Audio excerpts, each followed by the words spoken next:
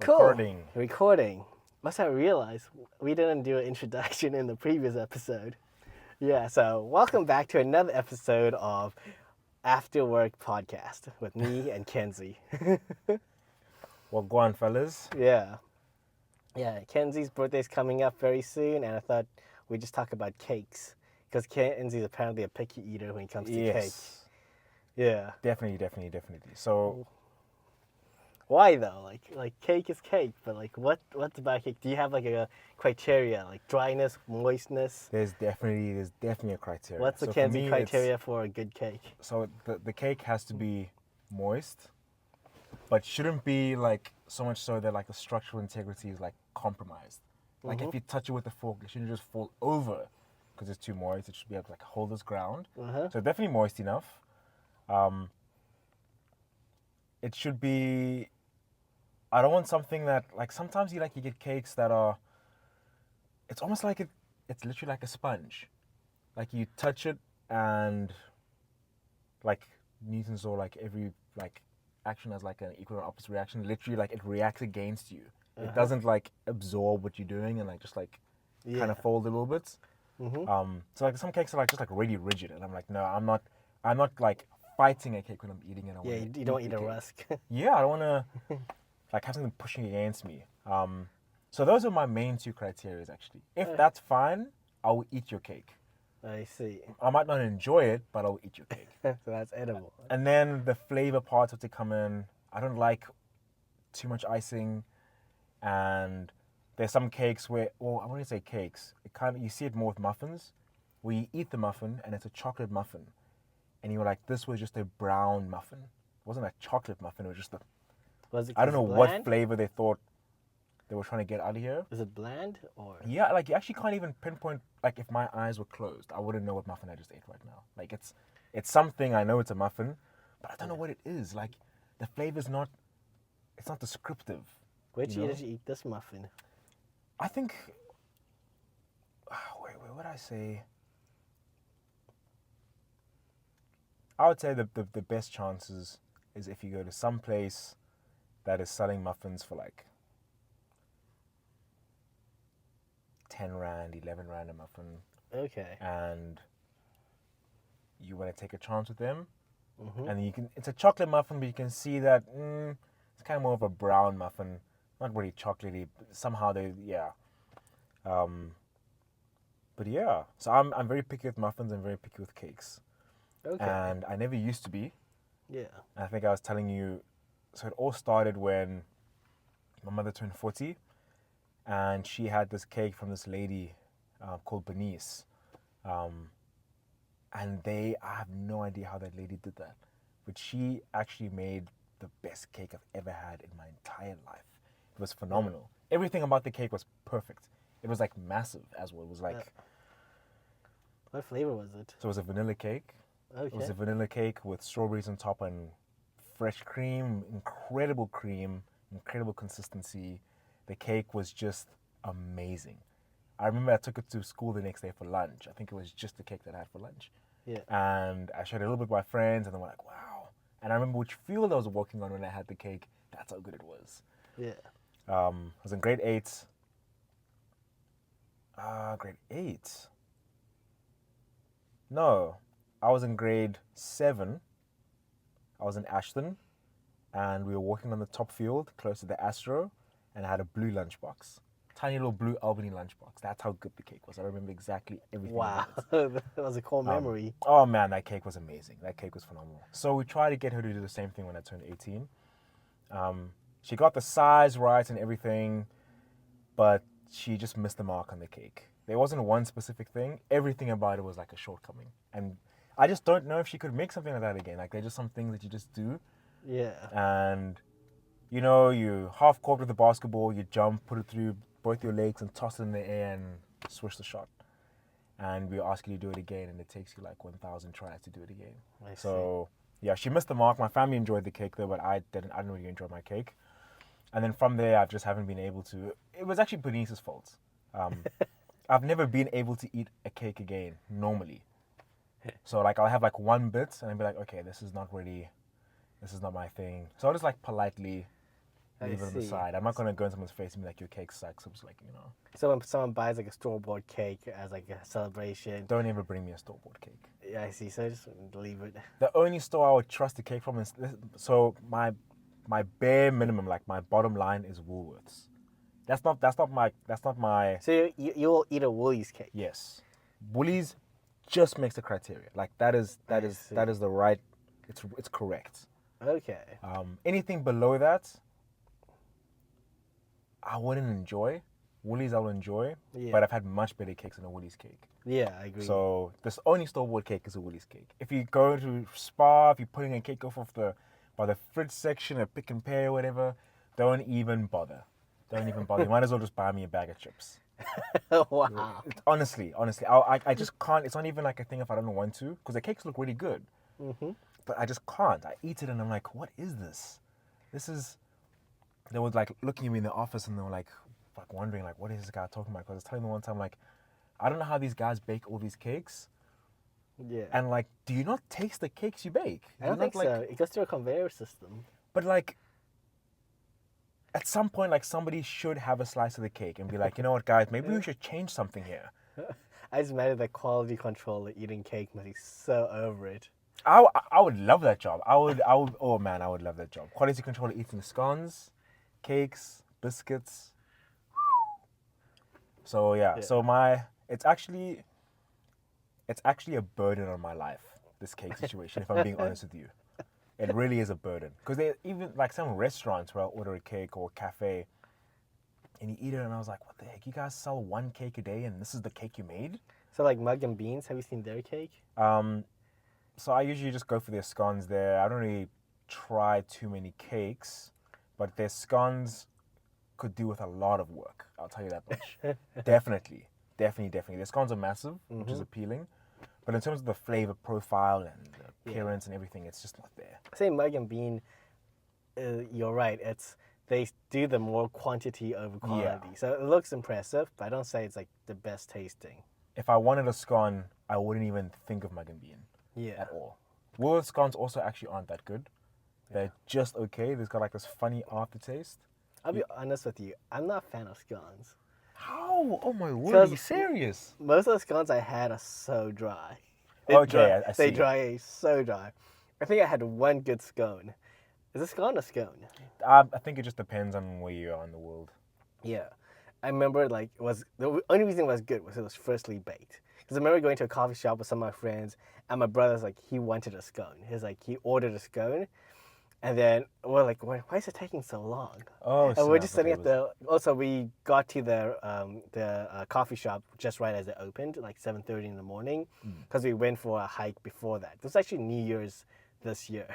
Oh. Yeah, we went for a hike beginning of the year just to like start the year. Right. You guys already started the year off like... Yeah. White people stuff. Oh, no. Yeah, then after the hike, we decided to go sit down to coffee and get some coffee. And then my brother's like, I want a scone. So we ordered a scone. Like 30 minutes later, I was like, yo, why is it taking so long? Then the waitress comes out with the scones for us. And it was hot. It was like burning. And then like it melted the cream, melted the butter. You have to wait a little bit. Yeah, but like it just like, it melted. And then it was still moist. And then it was still like chewy, it was still bouncy. It just didn't feel like it was sucking all the liquid out of my system. It was complementing the journey. Yes. I was like, that's what I think. Like, if I have a scone again, this is what I want. I want like a scone that's not dry. It was so dry with all the scones I have. So I never order scones. Or if I ever like get offered, I'll just like put a lot of cream onto it just to compensate for the dryness. They are hit and miss, I won't lie. There are some places, it depends. If you're looking for, so in southern suburbs, I'd probably say quantity, if you're looking for a good deal, the scones are respectable. You Where? can go to Martin's Bakery. It's on Main Road in Deep River. I think Deep River Plumstead. It's like right at like the border. Okay. So they'll sell like, I think it's 5 little scones for 25 rand, which is, I think, is a decent deal. But they're small. They're definitely small, like a little cocktail scone situation. But you know, their scones they're respectable. I've bought them a few times. Lanzerac has really nice scones. My girlfriend and I sometimes just jump in the car just to go to Lanzerac and have a scone with like we'll have a scone with like coffee or whatever, So they're also quite nice. I So- think it's like all the stuff they give you with it as well. Like they actually give you like it's like I think a cream that they like do themselves. Yeah. But it's like a different consistency. I'll be honest, it was mid for me. Did you have a scone Lanzerac? Yeah, it's good. Oh snap! I remember ordering it, I think sometimes last year, and I can't honestly, it's wiped out my memory because I think I wanted to. Not memorable at all. Yeah, it wasn't memorable. I know I tried because I was like craving the cream that day, but I just don't remember that scone properly. I remember ordering it. I remember getting the cream. Remember it being satisfying, but it wasn't memorable as. Okay. I guess it was also kind of had the dryness still, so I was like, it was still a scone or it's a scone. I only had one life-changing moment of a scone, and that was That this morning. year. Yeah. So what is the best? The best one I would say I've ever had is maybe it might not be. It's the best. It's the best whole product. So it's a scone that comes with the jam and the cream and everything. If you ever find yourself in Salt Rock Salt Rock. in KZN, Uh-huh. there's a place there called Salt Rock Hotel. Mm-hmm. And if you go in there, take you to the restaurant part, and you can order a scone, and it comes with they do everything for you. Like when it arrives, it already has the jam and everything. Like it takes all the labor out, and they're quite generous with the amounts. Okay, that's nice. Yeah. But we used to order when I was younger. I think it was a box of 20 scones. I think it was a box of 10 scones cut in half, so there's 20 little halves with Yeah. like jam and everything. Oh no, it actually was 20 scones, I think, because we had 2 separate boxes. And I didn't have any money, I was a kid, so I could never afford this. So my mom was the one that could buy it. Yeah. So I used to beg her and bother her like crazy. She'd be like, please, can you just get this? Please, please, please. And those scones were amazing. Amazing, amazing, amazing. That was the first time that I like had scones Yeah. and was like, what is this? How have I not been eating this my whole life? So I had a moment like when I had a hamburger for the first time. Oh. I was like, wow. And then I only ordered burgers at restaurants for like 10 years. Eventually my mom was like, you can't just order a burger all the time. There are other things. Yeah. But with scones, I bake my own scones. You bake your own Yeah, scone? I bake my own scones. So as of last year, I started baking a scone loaf rather. Instead of like Oh. having the scone, I just felt that it made more sense for me and it was easier to store. So I would just take my little bread container thing, take my whole scone mixture. Once you've made your mixture, I would advise you keeping in the fridge for as long as possible. I can't wait that long, but at least an hour. And then like you can just put it in the fridge, go to the gym, come back, put it in the little tray thing, Do you air fry it or? straight into the oven. Okay. I think in the oven I go about, it takes a while in my oven for whatever reason. It's like 180 for like 20 minutes. And then I go like to 160, 140 for the remaining like 10 minutes. So it actually takes quite some time. Like in loaf form, it takes because you want everything to be like baked like Yeah. well enough, like equally, because it ends up being quite thick. Mm-hmm. And for me, it was perfect because I literally just slice my scone loaf like bread. I take a slice, I spread my jam, and I put my cream on top, and it's easier to hold, it's easier to eat. Because like with the other scones, when you bake it, like you have to cut it in half, and then the top part isn't flat. It's like Yeah, a it's always dome round. shape. Yeah. So it's difficult to like put the cream. It's not difficult, but I just don't like it like leaning side to side. Yeah. So for me, it's like perfect. Like it's just flat. And I did it once, and it worked, and I have just not looked back. So Yeah, that sounds pretty good. I'm fairly serious about my scones. You make me crave scones now. I know, but So- the sad thing is, I know I'm gonna be disappointed when I order a scone Oh Lord, yeah, it's because it's yeah. gonna be dry. Maybe someone in the comment section can recommend a place. Yeah, So funny enough, I'm not the biggest bakery person, even though I should be. yeah. Um, Oh wait, just jumping back.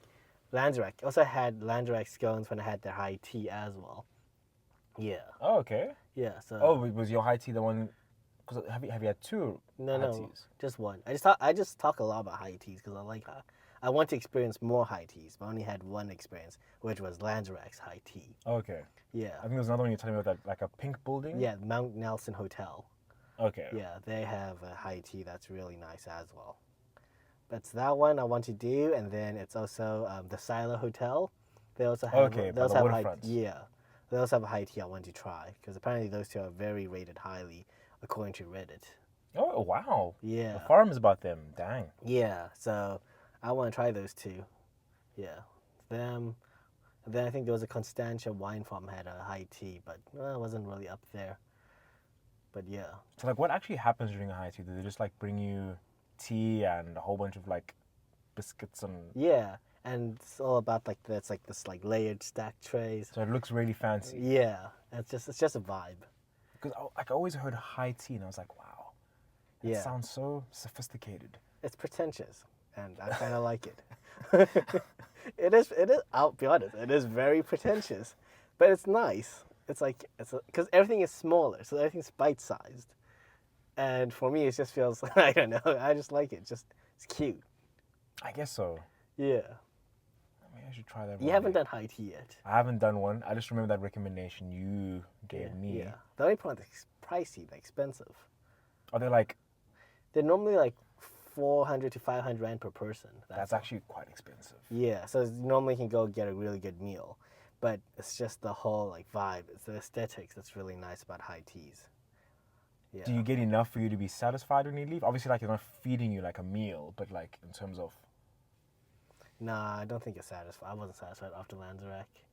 We definitely went out to go grab more food, but I would say your sensory, your tongue taste buds gets satisfied. Okay. Yeah, because it's quite a lot. Because the nice about high tea is all about variety. There's a lot of everything, so it's all about variety. So does each person get their own like thing, and like, or does it like you have to go with like a group of people, and they give you like one thing?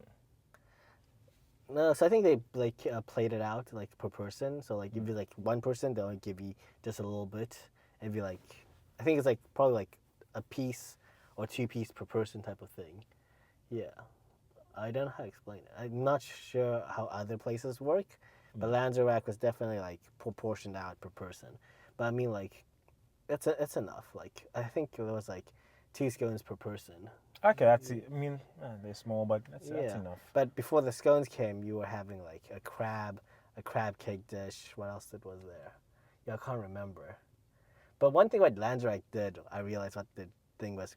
They give you a glass of a glass of MCC before the whole high tea starts. Okay. Just to get you a little bit like loosened up and also get your taste Loosen buds. up. Yeah, but also get your taste buds like working better. You know, alcohol like opens up your taste buds. I actually had no idea. Yeah, so one of the worst thing is like, you eat chili and you drink alcohol is actually the worst thing to do. Because like you literally like you increase your like your taste bud sensories to receive more of that burn. So like your receptives like more like. But I wonder why. Why would that happen? What do you mean? Like, why would it like increase your? Is it just? This increases your like sensory like, sensory receivers to like receive more. The alcohol kind of like. It doesn't numb you, so it kind of just like, it just makes you taste more. Yeah. That is very interesting. Yeah, try it sometimes. Take a bite of a chili and drink a beer. Or better yet, take a shot of vodka. That's how it burns. Maybe one day. I mean, it's a bit complicated in my case. Yeah. I'd have to find an alternative, but. Yeah. Have you ever had like hot wings and beer? So. Like that American like American football like vibes. Hot wings and beer. I haven't. I've only had a non-alcoholic beer. Yeah. Like the German one. Well, for the camera, I don't actually drink. Yeah. But on the topic of beer, before we get to the hot wing, I have no idea how people drink beer. So I had like that. There was like some German brand that was in like this one fridge the one time in this gas station, and I was like, hey, let me just try this non-alcoholic one. This looks interesting, and first of all, it's like beer has a very strong smell. Yeah. Took a sip, and then your breath just stays like that, like for a very, very long time. It's like it takes forever to get all that. Like it's like a very, very, very strong smell. Ugh, it was tough. I had like a few sips, and I just left it on a windowsill. And I just completely forgot about it until it got like to a point where it was like doing funny things and all of that. Yeah. But yeah, and that was just, yeah, that was. I'm glad it was a non-alcoholic. Was like the first experience. I would have hated to have had that hectic taste and be intoxicated at the same time. I think being intoxicated helps with the drinking. So you think it helps? Okay. Yeah, I definitely think. But also, beer is an acquired taste. I really don't think it's something you just pick up. I know. I definitely. I learned that hard way. I was like, Yeah. this is really rough. I have no idea how people just drink this. Like literally just have a braai, your friends come over, you just pop the cap and you just drink it like it's water. Like I've seen people just drink and I'm like, wow, how do you do that? I think you learn to like you train your taste buds like wine. You train your taste bud to pick up the certain notes. Eventually, you notice the taste. Sometimes sweeter, the bitterness, you learn to taste the little stuff. So I've tried wine a few times. When I say tried, I've tried a sip, and then I would just have to just spit it out. The latest one that I tried was, well, latest. I mean, I'm turning 28 in 2 days. When I turned 21, Yeah. my mom and I were at Java and we had dinner there, and she bought wine, and she was like, "Hey, 21 now. You sure you want to give this a shot and just see?" So I was like, "Oh, you know what? Let's give it a shot." Mm-hmm. So I took a sip. They poured some in the glass, took a sip, and I remember like, have you ever like sucked on a pen and then like you accidentally get the ink in your mouth? No, I haven't. Has it never happened to you? No. Like when you're trying to like fix your pen. No, I was lazy. Pen didn't work. To the Toss trash. away. Just toss it. Get the next one. It literally tasted like ink made out of like really strong fermented fruits was in my mouth, and I just spat that thing back into the glass, and I was like, nah, I can't do this. I definitely can't do this. Yeah. At all. Yeah. I'm realizing the sun is setting now, so I'm going to actually end the episode here just because I could see the color balance is not working well on the camera. I see. We'll carry on with the wine chat and our food takes in some other episodes later. So thanks for watching. I hope you enjoyed. Cheers, guys. Cheers.